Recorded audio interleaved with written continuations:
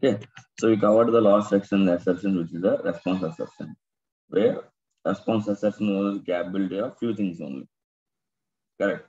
Like when it's static one, but whenever you are going for comparing the two responses from different requests, or when you compare like a complex scenario, or you want to compare any dynamic values kind of thing, then we should be using some other assertions. Okay, so let's go to the bean cell assertion. Right click, add, hello. Yeah. Yeah. Yeah, I'm in mute actually. Okay, yeah, fine. Yeah. Okay, so and we'll add the bean cell assertion. So bean cell is nothing but it's like subclass of the Java where you can write code related to that so that we can achieve whatever you want.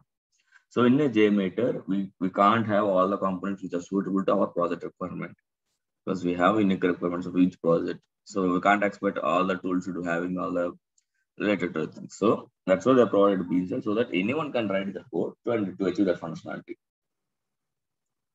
So out of that, on a bean cell. So if you want to use bean cell assistant, right, we have directly functions. You don't have to use, don't have to write a code from scratch. You can simply this function. You can see the variables are defined here, right? With this help of these variables, you can simply achieve it. Okay.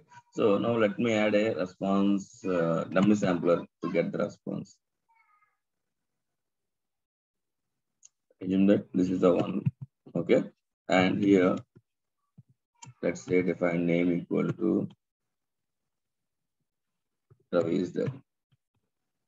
Okay. And let's have another sampler. It's name 2 and name equal to somebody. Okay. So now we have to check whether both the names are same or not. Output of this both the names are same or not. So if you the response can be able to achieve it, right? No, because it is only for single thing and static values. So whenever you have use case of like this to compare more than 3 or 4 requests or to compare anything, we will use a bean cell assertion. So to use assertion bean cell before we need to extract, right? Then only we'll get to know what is happening. First of all, what we'll do, we'll write a regular expression to pick up this value. So right click, add post person, regular expression extractor. Okay. So the expression would be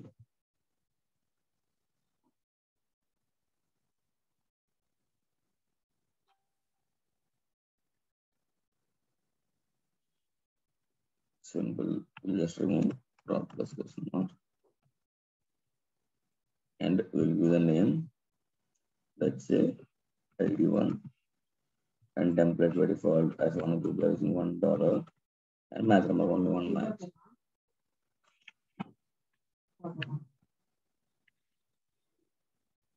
Okay, and same thing. Let's add a regular expression over here.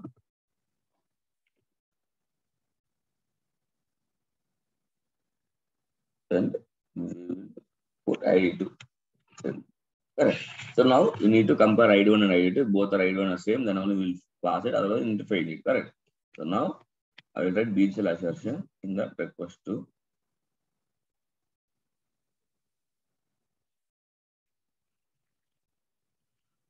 Okay. So first we need to get the variables into here, right? So how we'll do? We'll use a where or you mentioned string a equal to where dot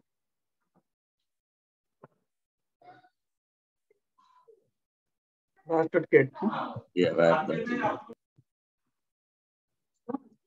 ID 1 and we'll print here because we don't have any debuggers here, so we always try to print and value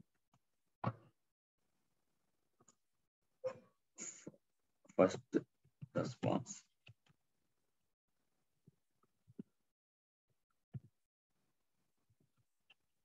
Press a semicolon. Don't for semicolon, we'll get taken as. So now same thing we'll do second request. Let's put a string B and get of 2 and second response and B. Okay, so now before assertion, we need to write our own logic. What our logic? We want to fail if both are not same. We want to pass, it's same, right? So then, yeah, then if A dot equals in a string, right? We use a function. A dot equals B.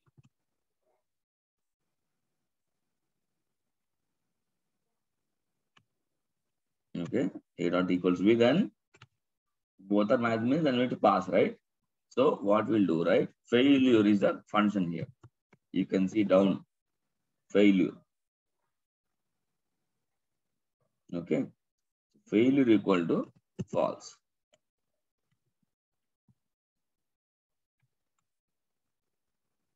Okay, and as it is when we are passing it, so we don't have to pass any message. Now else failure equal to true. Now we need to fail it, no? If both are not equal.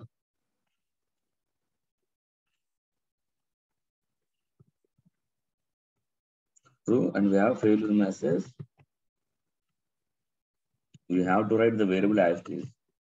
Then it will recognize failure message equal to both values. Whatever message you will write, no? That both values are not same.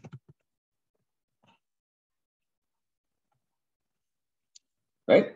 So now let's run the script and we will check. Just a minute. Huh?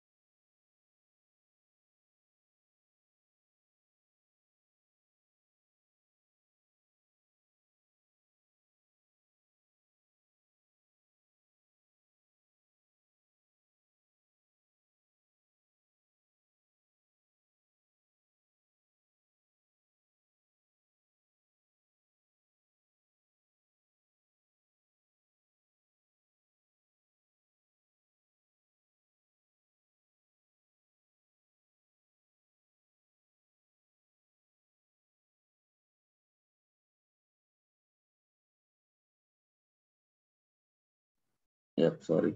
Okay, now let's run this script.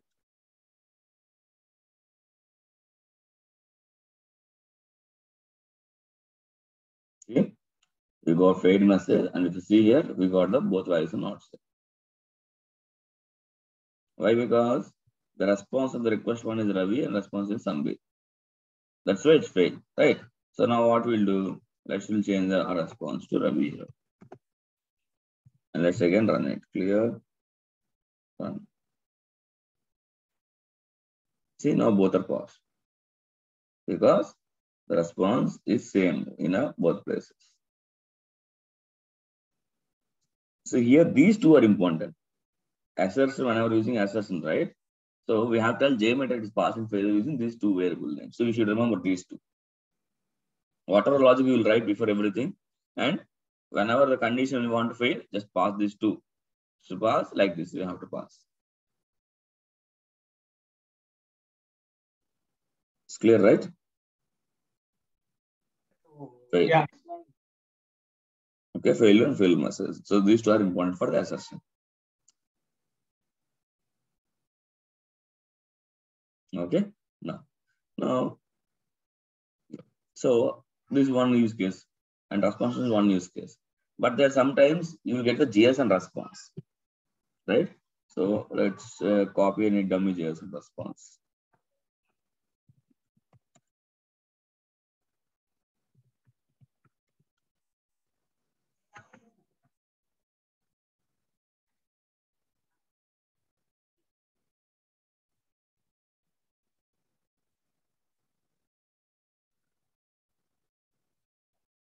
Just copying a JSON response, big one.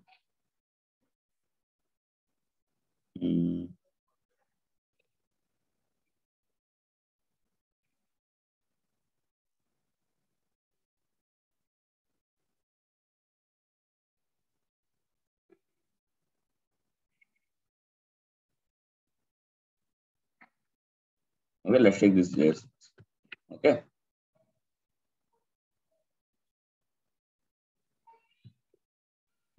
Ravi, I'm keeping myself mute because to make it clear recording. That's it. Sure. Yep. Yeah. Okay, now let's take another dummy sampler. Add a sampler. You should not have a JSON response. So let's run the script.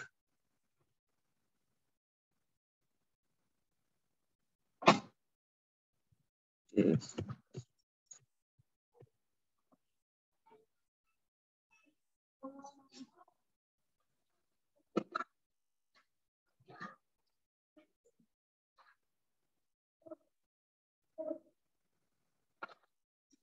Oh, you got something like JSON, right? The chance of the application, if the application is kind of more data sensitive and like another, then they will send JSON. Now, if they want to assert Sona is there or not, name Sona is there or not, what you'll do, you'll simply add a response assertion and you'll keep Sona here, check, correct. Then you'll get it. But there are chances that this name Sona might be there. Control C. Comma. And ID 1.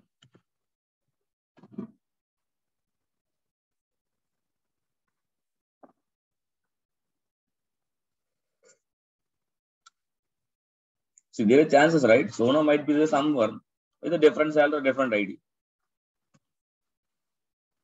So now what your response will do? Response will check for Sona, whether it's there are first field or second field, will simply pass it. But we have some cases where we want to search the particular name based on some ID.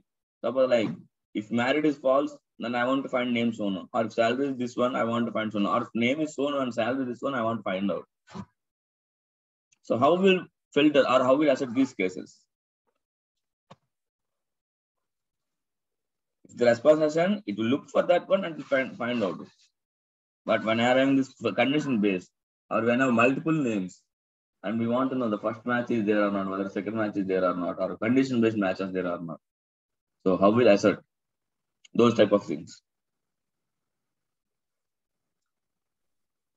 Yeah, so that's where I have not done it before. So just an extractor. Achha, I have to check it and yeah, that's where we'll use the JSON path extractor and JSON assertion. So whenever you're using a field of JSON, right? So we need to add JSON assertion, JSON assertion. But to do JSON assertion, first we need to learn JSON expressions. So like we are using regular expression here, right? To pick up the value based on the expression. Same way, we have JSON expression to pick up the value based on JSON kind of responses. Okay, let's see. So in the text, right, we have regular expression tester, like we have JSON path tester as well. JSON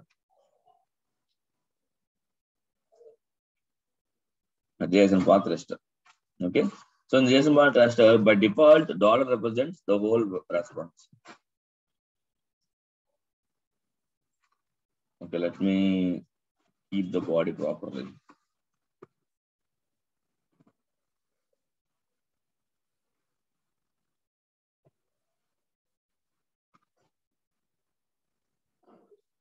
Let me copy the proper JSON.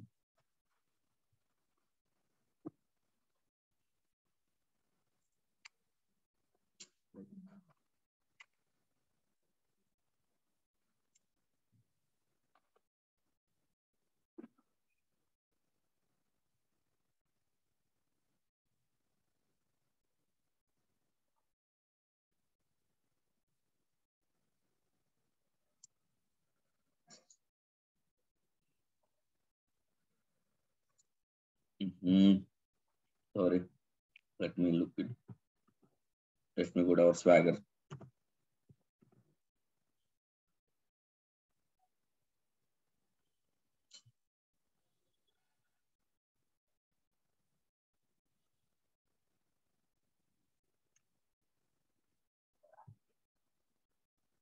So if we have multiple JSON proper body, right, we can do a best testing. Yeah, sure. Yeah. have this.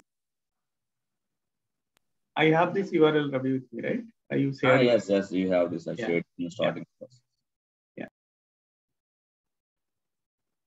We got very big JSON.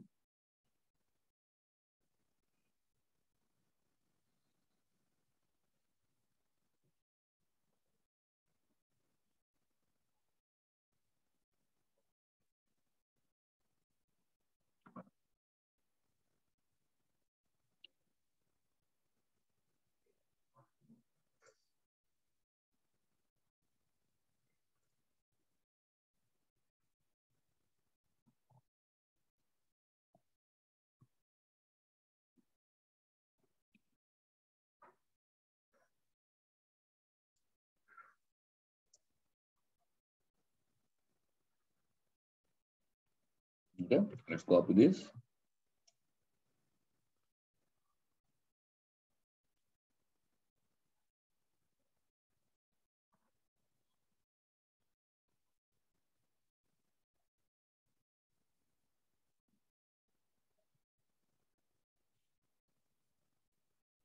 Okay, I had already assessed that was called failed. Ignore it. Okay, now dollar represents the whole response. The first thing, if you want to JSON expression, the dollar represents the whole response. So if you see, right, this is array JSON array, and this is a JSON element. I mean sub element. Suppose I want to know name of this one, right? Simply check how many brackets the name is there. It's in the two brackets, right? First bracket and second bracket, then its name is there. So simply dollar dot dot mean then we'll go to first bracket set and second set. In the second set, give the name. So just to give the name. See, it got all the sets available in that name set. See, result of the total objects of around 1700 objects are there. Okay. Now I want to know ID. So then I will simply dollar dot dot ID. So we got all IDs. Now I want to know name of this category, right? So if I give the name now, it will pick up this one. But this name is under this, right? So now just go to copy the category, dollar dot dot. Then inside of that, its name is there. No, second dot here, and now name.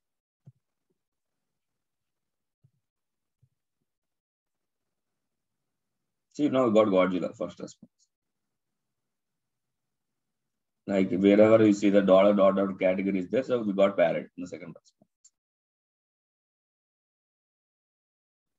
Now understood, right? At least basic one. Now, yes. Now my question here is, I want to know if my ID is 14, that name should be puppy.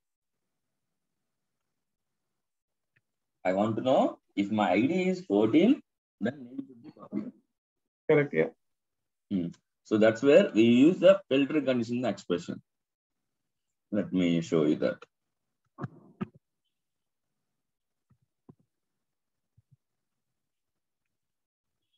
There is a BlazeMeter blog which perfectly explains everything with examples.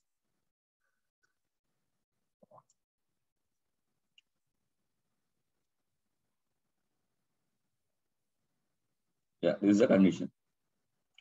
With question mark, with the brackets, you can select whatever it is there. And from that, you can choose whatever. So let's see, Control C.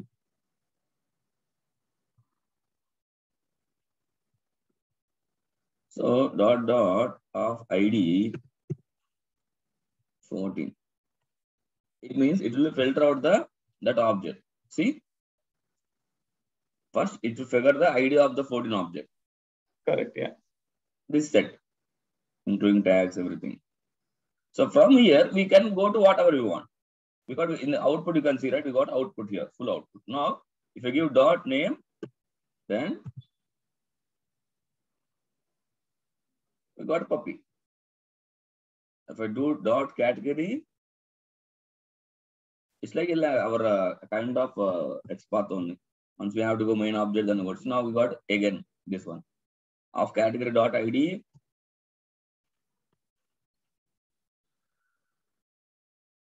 0.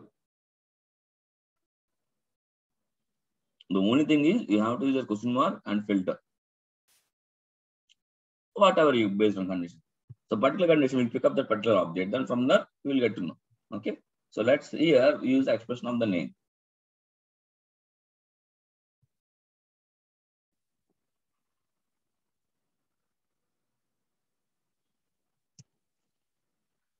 Okay, it's a copy. Right? Now this is our final expression. Now copy this expression, Control C, and go to your JSON section. Okay. Additionally, JSON path excerpts.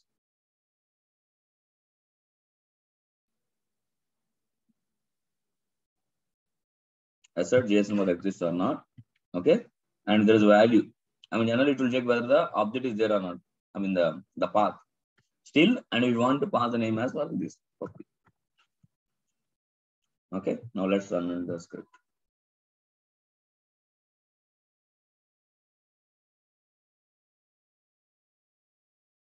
It got passed because it has puppy. Now let's give a wrong verification. Let's give puppy one something. Let's see.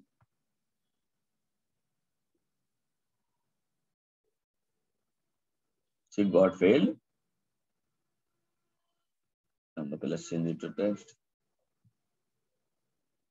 See, it says file expected to match regular expression, but it did not match the puppy. So it got the puppy as output, but as we have given this, so it failed.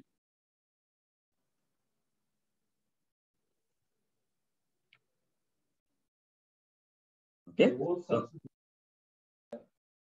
yeah.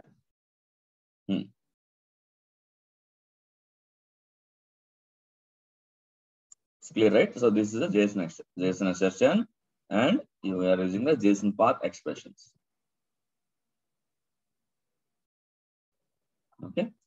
Now these two are very important. With these three first assertion we discussed, right? Response, the JSON, and the bean shell. And apart from that, we have small things. Size means it will check the number of size in bytes. It's downloading some size, right? It will be there. The same like if you're using XPath, then you can use this XPath. And if you want to assert the response time, suppose your request is getting 1 second, 2 seconds, and you want to fail if the request is more than 2 seconds, then use the duration assertion. So like this, you can do the assertions in the JMeter. Okay. I don't think so. You need examples for these small ones. Basically, response assertion and bean cell assertions and this JSON. I think these are the most important things. Yeah, most 90% of the case. 90% of the case, response assertion worked out. Correct. But JSON, like if we have to do API testing, then mostly this JSON assertion, definitely we have to work on that. Yes, mostly in most of the times we'll get JSON response on the API side. Yeah, correct. That's correct. Yeah. That's right. So for other things, you don't require examples, right? Or if you feel something what else is important, then it's up to you. Like that's why, like your expertise I need here. That's why Mazi. You are the JP Morgan guy. If you have done something else, then yeah, definitely. Yeah, no, that's it. Okay. But I want to show the XPath because that's very important. Okay. So these things are fine when you're using these kind of APIs. If you got the response right away, or if you got the JSON right away, that's fine.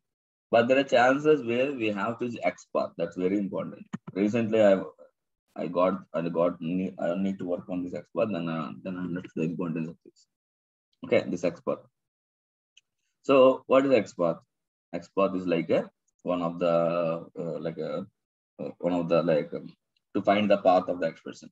So why XPath is mostly we don't require, but there are some cases, very rare cases that we have to use XPath. Right. So let's go to Amazon. And let's go to this laptop something. And let's go to this power bank.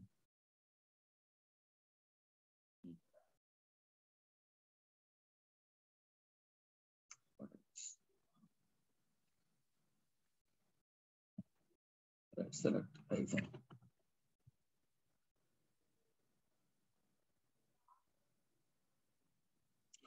So if you want capturing this in the response, with JMeter, right? It may capture some few APIs, correct? Some 5 to 10 will be there easily, and we'll do that. If I just refresh this page, and we'll be seeing somewhere around this. This number of pages. But sometimes you got the one API whatever required, and you want to get this price. So what we'll do? We'll go to our whatever we captured, and we look into the particular person whether there is 34,000 is there or not. Correct. Simply, isn't it like this? We do. But that will be there. But to pick up that value, you can't use regular function, you can't JSON. If these two are not able to work out with you, because that is not a JSON or that is not a kind of a simple response. So at that time, whenever both the regular expression or JSON are not able to find out the value what is required exactly, then we use XPath. Because if these two are not working, because then our response will be kind of this HTML, very big one HTML. This way you can't use JSON or a regular function straight away. Regular function may work, but again, we have multiple values or multiple combination errors, it doesn't also won't work. So at that time, we have this XPath. When our response is this type of heavy HTML. Okay. So now what we'll do at the time, let's go to insert this value here first. See, the value is somewhere around this element. This is the value. It's under some this element. So I want to capture this value. Our expression what we're doing, we want to capture something, right? So here we'll use XPath to get this out. So first to use this XPath, we should have basic level of XPath. If you are using automation with Selenium or some automation, right? You have a very good idea on the XPath because that's where we are looking in the Selenium industry. But if you guys do not own the performance or manual, right? There is a little bit less knowledge on the XPath. So in the market, we have a lot of tools to get the XPath. So simply, I have installed XPath.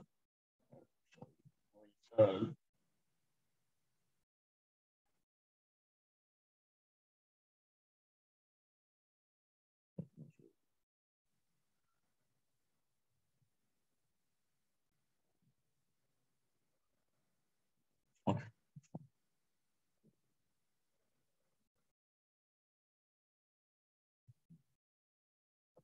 So what I'll do here, you can see copy XPath. It means if I do Control F here, if you paste here, so we get the output. So how many matches you got? One by one. It means we got simple one. That's right. It got simply. So, but this is a simple one, that's fine. But sometimes we're not able to get the simple XPath, so we have tried to learn XPath and we have tried it.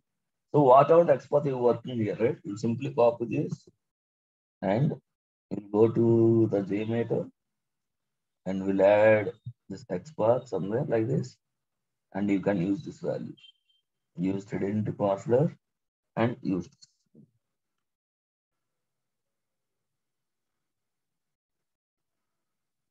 Okay. So in that cases where your regular expression in JSON is not helping you, then you have to use XPath. So in the market, we have a lot of tools to get the XPath. By default, Google will help you. Otherwise, some plugins are there. I think I'm still looking for them.